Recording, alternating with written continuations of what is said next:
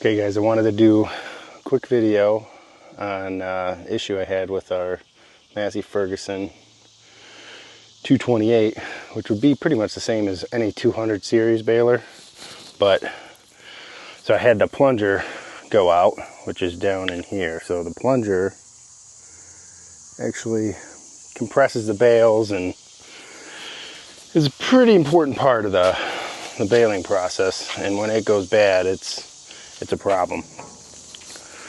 So just give you guys a little info. I've never messed with it before, but you have to take off the thrower to access it, but you got to pull the plunger all the way out of this chamber to rebuild it. So what happened on mine is it would come back all the way back and it'd get stuck.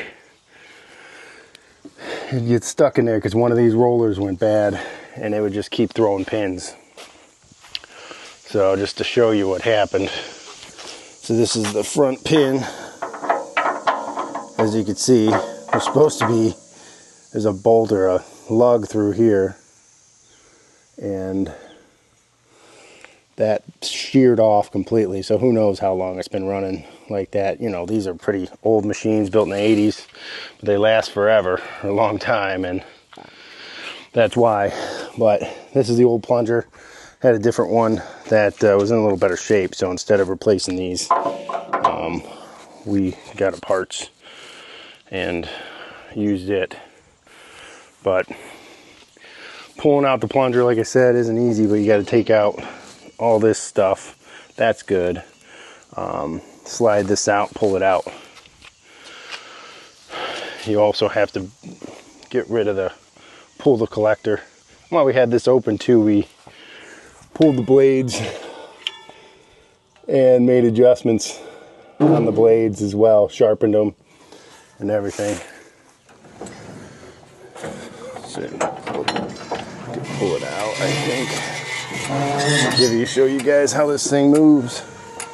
But it's actually a lot simpler than you think.